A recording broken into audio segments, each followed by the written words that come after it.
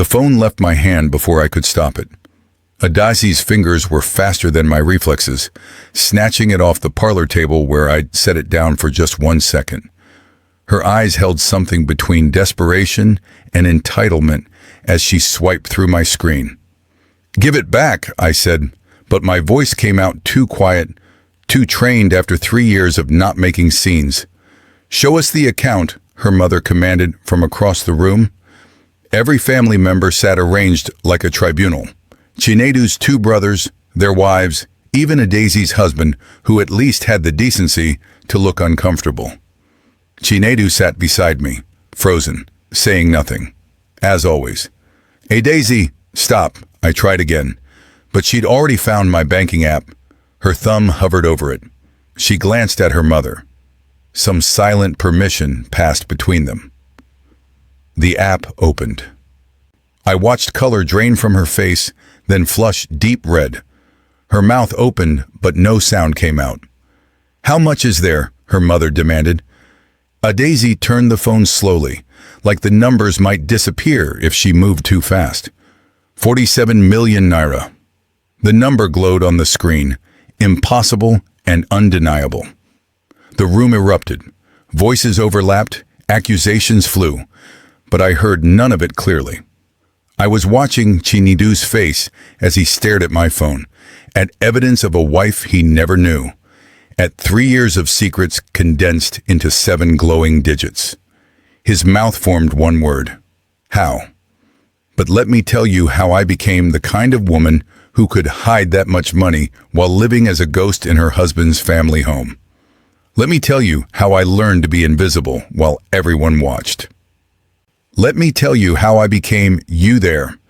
The wedding was everything a Nigerian wedding should be. 300 guests, live band, my dress costing more than my father's car. My parents emptied their savings to send me off like a queen. That irony still tastes bitter. Chinedu seemed gentle then. He is still gentle, in the way water is gentle as it slowly erodes stone. He doesn't yell, doesn't hit. He just allows things to happen to me while he watches. We were supposed to get our own place. 3 months, he promised, just while we save up. My family wants to know you better. 3 months became 3 years, became forever. The compound sits on the outskirts of Port Harcourt, one of those sprawling structures that started as one man's home and expanded as sons married and brought wives to add rooms and wings. By the time I arrived, it housed Chinedu's mother, his 2 brothers and their wives, his unmarried sister, Adaze, and a rotating cast of relatives who needed somewhere to stay. I thought I'd be a guest. I was neither guest nor family. I was staff. The first morning after our honeymoon, I woke at 6 to find my mother-in-law standing in our doorway, not knocking, standing, arms crossed. The kitchen needs cleaning from yesterday. Not good morning, not welcome, just a task delivered like I was help who'd overslept. Chinedu stirred beside me, heard his mother's voice, and turned over. Went back to sleep. That was the patterns being established, the blueprint for how our marriage would function within those walls. I got up, I cleaned the kitchen, then there was breakfast to prepare for 9 people. 9 people who would eat and scatter their plates like territorial markers, like signs that said someone else will handle this. That someone became me. I need you to understand, humiliation in families like this isn't always loud. It's not obvious to outsiders. If you visited, you'd see me serving food and think I was being a good daughter-in-law. You'd see me cleaning and think I was helpful. You wouldn't see how no one said thank you. You wouldn't see me eating, standing in the kitchen after everyone finished, picking at remnants because there wasn't quite enough left for a full plate. You wouldn't hear how my mother-in-law introduced me. This is Chinedu's wife. She's from Enugu. The family there isn't the ordinary. That pause before ordinary doing all the work of putting me in my place. You wouldn't notice how my phone was never really mine. Who are you calling? Who is texting? Why do you need to go out? Questions from people who weren't my husband, but whose authority over me was somehow absolute. A daze was the cruelest, or maybe just the most honest about her contempt. She called me Madam Accountant, with a voice dripping mockery, even though I'd stopped working after the wedding. Chinedu said it wasn't necessary. His family implied it wasn't appropriate. A married woman should focus on her home, they said, as if their home was mine to claim. Madam Accountant, the bathroom needs scrubbing. Madam Accountant, you cook the rice too soft. Madam Accountant, is this how women from your village dress? Each comment was a small cut, easy to dismiss individually, but cuts accumulate. They infect. 6 months in, I tried talking to Chinedu about getting our own place. We were lying in bed, the small room that was supposedly ours, but never felt private because his mother still entered without knocking, because walls were thin enough that everyone heard everything. I think it's time. We could start looking for a small flat. Silence so long I thought he'd fallen asleep. Then, my mother needs help right now. My brother just lost his job. This isn't the right time. When will be the right time? Don't pressure me, Ifunanya. I'm doing my best. But he wasn't doing his best. He was doing the easiest thing, which was nothing. Here's what I want to ask you, and be honest with yourself. Is a man who never hits you, but never defends you, really a good husband? Is goodness that exists only in the absence of active cruelty really goodness at all? Because Chinedu would watch his mother speak to me like I was beneath her and say nothing. Watch me serve everyone while his sisters-in-law sat chatting and say nothing.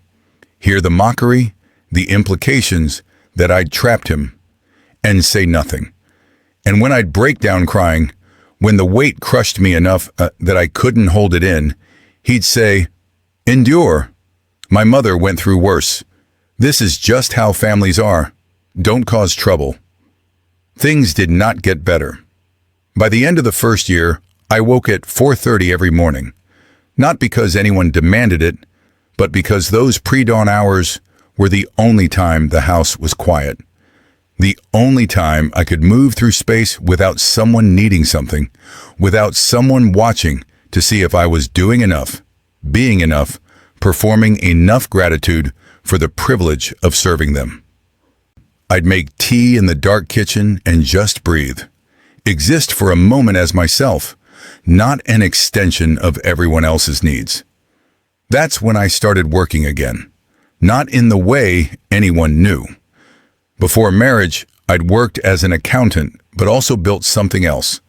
A small remote bookkeeping service I ran from my laptop, helping small businesses manage finances, file taxes, organize records. When I moved into the compound, I'd quietly told clients I was taking a break. During those dark morning hours, I started taking them back, one at a time. Work I could do silently while everyone slept. I didn't tell Chinedu.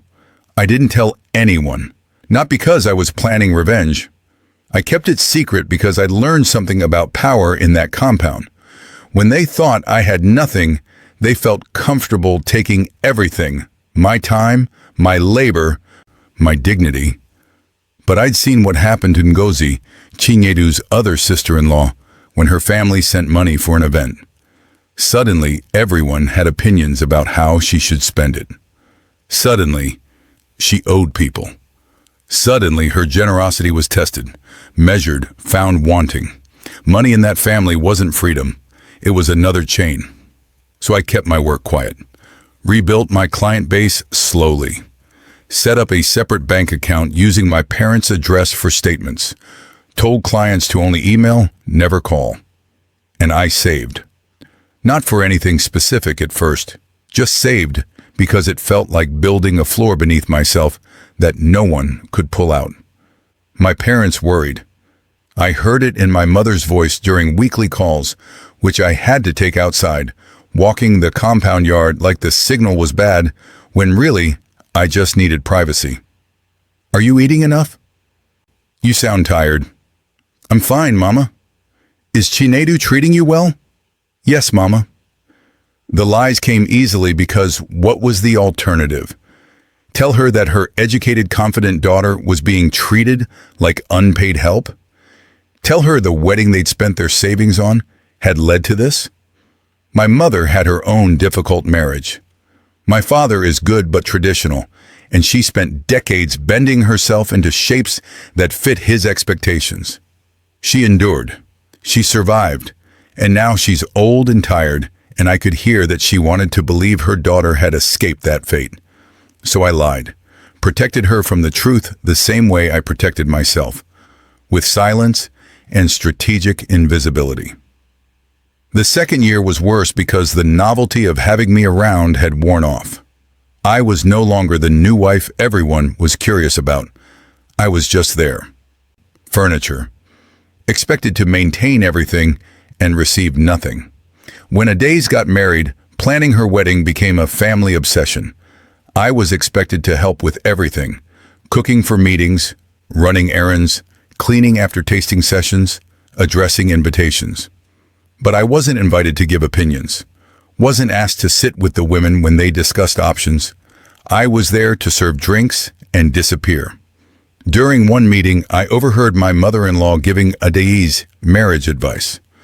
Don't let your husband's family walk over you. A woman must know her worth and demand respect from day one. The irony was so thick, I almost laughed. But laughter had become dangerous. Any sign I was too comfortable, too content, too confident would be read as arrogance, as forgetting my place. So I swallowed it. Added it to the collection of cruelties I stored in my chest like stones. By year 3, the mockery had shifted to something darker. The comments were no longer about my cooking. They were about my body. Still no pregnancy? Are you doing something to prevent it? Maybe this is God's way of telling you something. Chinedu, you should take her to see someone. The cruelty stunned me. We'd been married less than 3 years. Chinedu and I were intimate maybe twice monthly because we had no privacy, because I was exhausted, because he never seemed to notice I was drowning. But the narrative was being written without my input. I was the problem. I was barren. I was failing in my primary duty as a wife. Then I overheard the conversation I wasn't meant to hear. I was in the kitchen one evening, washing dinner dishes. The kitchen shared a thin wall with the parlor where Chinedu's mother and eldest brother sat talking. "How long are you going to let this continue?" his brother asked. "I'm being patient, but patience has limits. She brings nothing. No money, no connections, no children. What's the point? Chinedu is too soft. He won't do what needs to be done." My hands froze in the dishwater. "Then you need to do it for him. Find him a proper wife." Silence. Then, "I've already started looking." The plate I was holding slipped, cracked against the basin.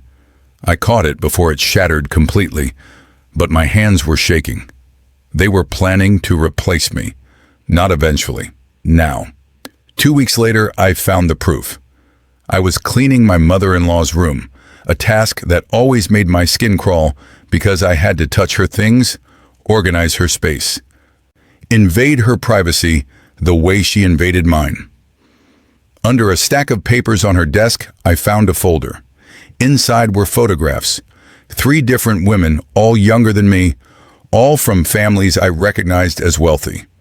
Behind each photo were handwritten notes detailing their families' businesses, their dowries, their educational backgrounds.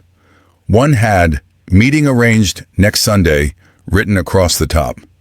Next Sunday was 4 days away. My vision blurred. My chest tightened. This wasn't speculation anymore. This wasn't paranoia. This was a plan, detailed and progressing to erase me from Chinedu's life while I was still living in it. I photographed every page with my phone, hands trembling so badly I had to retake several shots. Then I put everything back exactly as I'd found it. That night, I confronted Chinedu. I showed him the photos on my phone. "Did you know about this?" He stared at the screen. His face went pale, then red.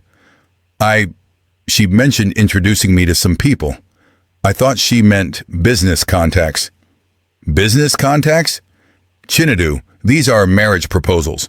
Your mother is arranging for you to meet potential wives." She would. She is. It's happening Sunday." He was quiet for so long I wanted to scream. Then, "I'll talk to her. Tell her to stop." "When? After you meet them? After you decide if one of them is better than me?" "That's not fair." "None of this is fair. Your family treats me like I'm disposable, and you do nothing. Now they're literally trying to dispose of me, and you still want me to wait for you to maybe, possibly, eventually say something." His jaw tightened. "What do you want me to do?" "I want you to be my husband.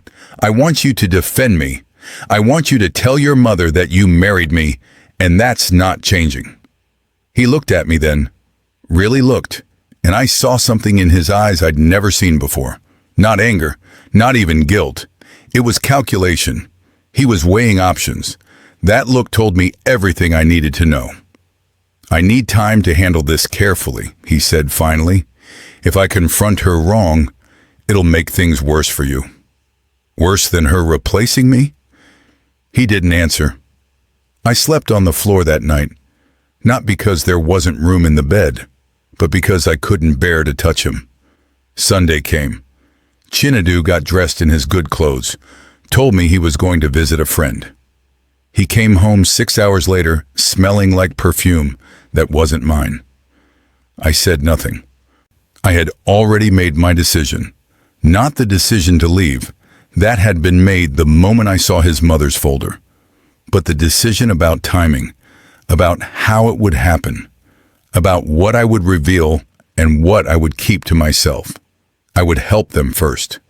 Because spite is easy, but strategy is powerful. 3 weeks after that Sunday, Chinedu's eldest brother Obi collapsed at work. Heart attack. He survived, but barely. The surgery he needed would cost over 3 million naira, and his lapsed health insurance covered nothing.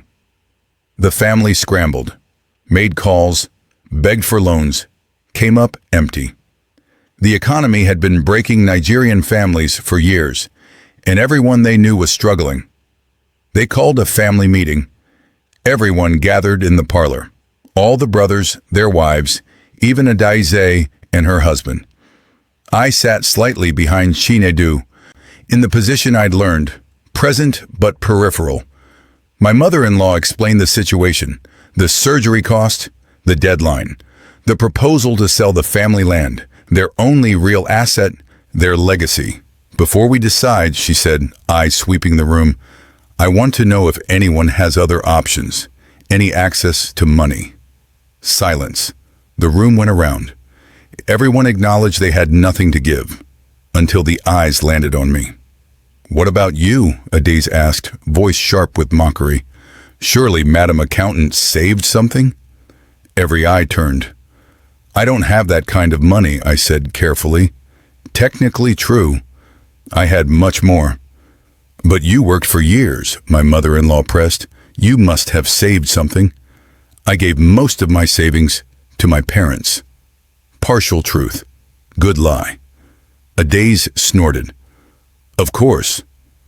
Thinking of her parents before her husband's family. The meeting ended. The decision was made to sell the land. That night, lying in the dark, I finalized my plan. I would help them, but on my terms. The next morning, I transferred 1.5 million naira directly to my mother-in-law's account. Half the surgery cost, enough to stop them from selling the land immediately. I did it from my phone while making morning tea, as invisible as always. I didn't tell anyone, I just watched. 3 hours later, my mother-in-law's shout brought everyone running. "Someone sent money! 1.5 million!" They crowded around her phone, trying to figure out who, how, why. The transfer came from my business account, registered under a variation of my name and my parents' address. it didn't immediately connect to me. They spent the entire day calling relatives, checking with friends, hunting for the mysterious benefactor. I said nothing. I watched my mother-in-law's face cycle through confusion, relief, suspicion, joy. And I waited. 2 days later, Adaizi's banker husband helped them trace the account. When they saw my name, they didn't believe it. Called it a mistake, a different Ifunanya. They called me into the parlor. All of them assembled like a tribunal again. "Did you send money to Mama's account?" Chinedu asked. Not his mother. Him, my husband, looking at me like I was a stranger. "Yes." "Where did you get that kind of money?" "I've been working." "Working where?" "You don't have a job." There it was. The assumption that because I wasn't leaving for an office, because I was busy serving them, I couldn't possibly be doing anything else. I run a bookkeeping business from my laptop. Remote clients. 2 years now. The silence was complete. I could hear the ceiling fan creaking. My mother-in-law recovered first. 2 years? You've been hiding money for 2 years? I haven't hidden anything. I've been working quietly. How much? Adaizi demanded. That's not your business. Yes, it is. You're part of this family. What's yours is ours. And there it was. Naked truth finally said out loud. I looked at Chinedu, waited to see if he'd defend me, if he'd say I was a person with autonomy, with rights, with my own resources. He looked at his mother, then at me, then at the floor, said nothing. Show us your account, my mother-in-law commanded. No. What do you mean, no? We need to see. Obi needs surgery. There are school fees. If you have money, the family needs it. My phone was on the table beside me. Before I could react, Adaizi lunged forward and grabbed it. Give it back, I said, but she was already swiping, hunting for my banking app. And that's where we came in. That's the moment that froze. Her opening my app, the number glowing on screen, the room exploding with shock and accusations and resentment dressed up as relief. 47 million naira. 3 years of quiet work. 3 years of 4:30 mornings and midnight hours. 3 years of building a floor beneath myself while they tried to make me forget I deserved to stand. You had this much and you've been living like a beggar, someone shouted. You let us think you were nobody. Chinedu, did you know? My husband was staring at the screen like it showed something impossible. He shook his head, mute. My mother-in-law snatched the phone from Adaizi, studying it like evidence of forgery. I need to see your full statements. We need to understand where this came from and how it should be distributed to help the family. Something inside me clicked, some final lock sliding into place. No, I said again. Excuse me? This money is mine. I earned it. I'll decide what to do with it. Chaos. Accusations flew. I was ungrateful, selfish, prideful, secretive. How dare I keep secrets from my husband? How dare I not immediately solve all their problems? Through it all, Chinedu said nothing. Just sat there, looking between me and his mother, caught somewhere between shock and betrayal. His mother stood, drew herself up. You will give this family access to those funds. It's your duty, as a wife. When I had nothing, I said quietly, this family took everything from me. My time, my labor, my dignity. You made me sleep late and wake early. You ate first while I ate last. You questioned every move while demanding I serve without asking. I was good enough to work like a slave, but not good enough to sit at your table as an equal. And now, you want to take this too? That's not how it was, Chinedu started. That's exactly how it was. You watched it happen. You told me to endure. His face flushed. But still, he didn't defend me. I'll help with Obi's surgery, I continued, because he's a human being who deserves to live. But I'll pay the hospital directly. And after that, I'm done. You don't make that decision, his mother said. Yes, I do. I stood, took my phone back from her hands. She resisted, but released it when I pulled harder. I'm going to pack. I'll be staying with my parents. You can't just leave, Adese said. Watch me. I walked out of that parlor, headed to the small room I'd shared with Chinedu. My hands shook, but my mind was clear. Footsteps behind me. Chinedu. Ifunanya, wait, let's talk. Now you want to talk? After 3 years of telling me to stay silent? You should have told me. About the money. I'm your husband. And what would you have done? Protected my right to my own resources? Or done exactly what just happened, treated it as family property? Silence. The answer was in the silence. I pulled out the bag I'd packed 3 weeks ago. Emergency documents, clothes, essentials. I'd been preparing longer than I'd realized. Where are you going? My parents' house. For how long? I don't know. Please, don't do this. We can work it out. I'll talk to my mother. You've had 3 years to talk to her. 3 years to defend me even once. And you didn't. I zipped the bag, picked up my laptop case. I paid for Obi's surgery. I transferred the full amount this afternoon directly to the hospital. He'll be scheduled this week. His eyes widened. All of it? Yes. Because I'm not heartless. But that doesn't mean I'm staying. I walked past him. He caught my arm gently. I love you. I know, but your love is too quiet. It doesn't protect me. It just asks me to protect myself while pretending your family isn't hurting me. And I can't live like that. I pulled free and walked out. The family was still in the parlor, arguing, probably planning how to legally claim what they thought marriage entitled them to. I didn't say goodbye. Just walked through the compound gates into the street where a taxi waited. Nobody came after me. Nobody called my name. I was leaving, and they were still inside arguing about my money, not about me. The clarity of that was both devastating and freeing. My parents pulled me inside without questions. My mother held me. My father carried my bags, jaw tight with controlled fury. We sat in their small parlor, and I told them everything. 3 years of servitude, humiliation, erasure. The husband they'd trusted with their daughter's happiness, who had chosen silence over protection. My mother cried. My father wanted to return my bride price immediately, the official end. Not yet, I said. Let me breathe first. They gave me my childhood bedroom. Tiny, barely big enough for the single bed and desk, but mine. The door had a lock. I slept 14 hours.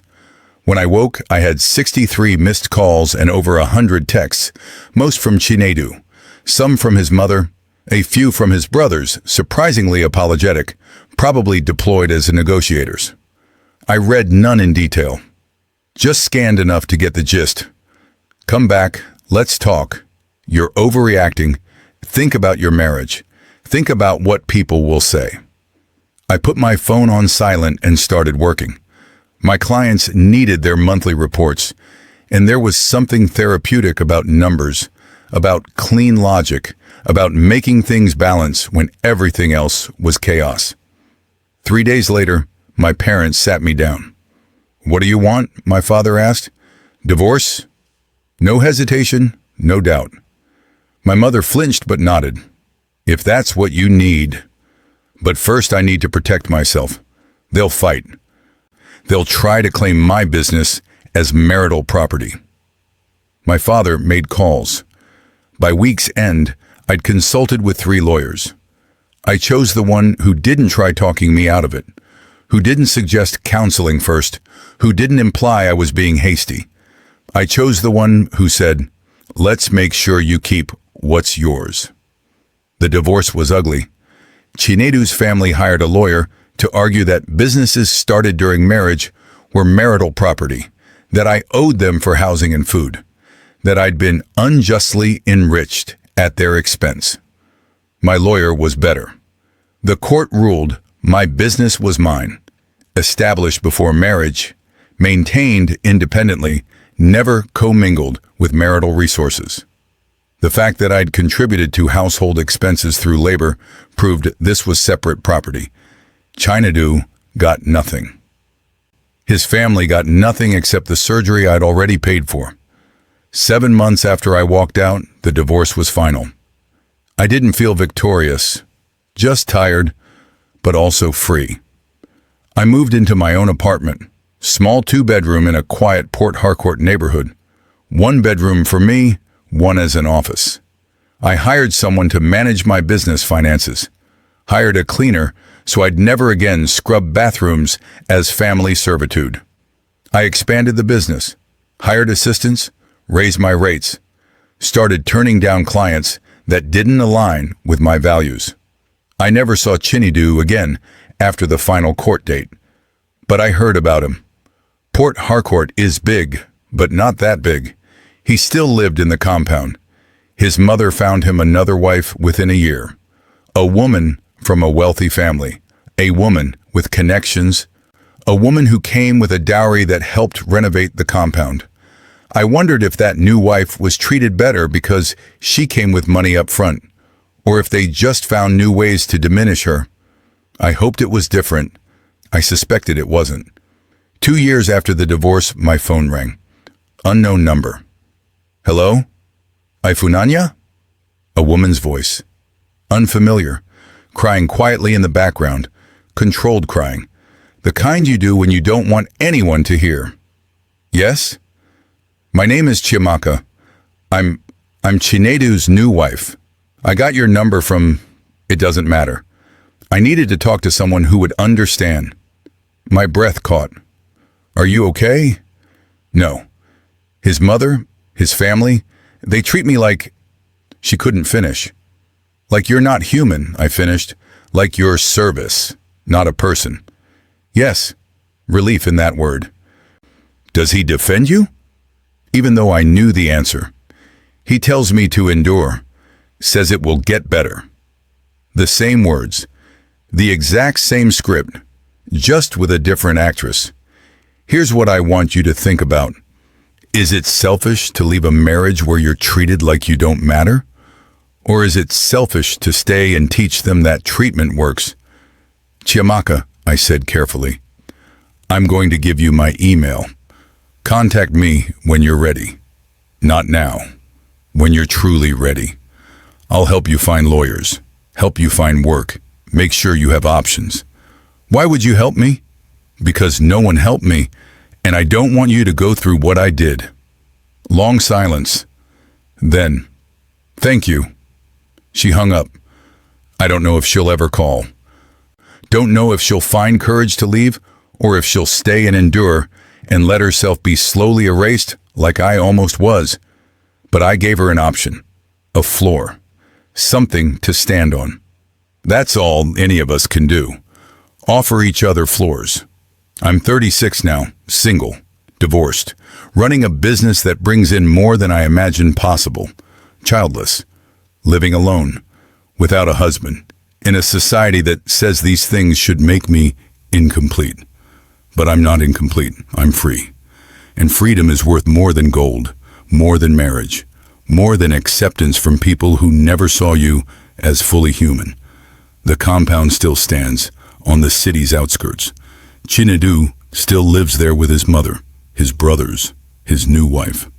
They have what they always wanted, a structure where women serve and men allow it, where tradition is weaponized, where money determines worth. I have what I never knew I needed, distance, dignity, and the kind of peace that only comes from finally putting yourself first. They thought the money changed everything, but it wasn't the money. It was me learning I deserved to have it, and to keep it, and to walk away from anyone who made me forget those things. My name is Ifunanya. It means love. And the first person I needed to love, the first person whose name I needed to say with respect and dignity, was myself. Sometimes late at night, I think about that woman I was, the one who woke at 4:30 for peace, who ate standing after everyone finished, who responded to any name because her own had been taken. I think about her with the tenderness you feel for a younger sister who doesn't yet know how strong she is. And I whisper to her across time, you will survive this. You will learn to be your own floor. You will remember your name. The truth they don't tell you about endurance. It's only a virtue if it leads somewhere. If it leads to change, to freedom. Otherwise, it's just another word for accepting your own erasure. I chose freedom. My name is Ifunanya. And some doors, once you walk through them, you realize were always supposed to stay closed behind you. If this story felt familiar, if you've ever been told to endure while disappearing, tell me in the comments. Your story might be the one another woman needs to hear. And if you want more stories like this, real, uncomfortable, and honest, subscribe.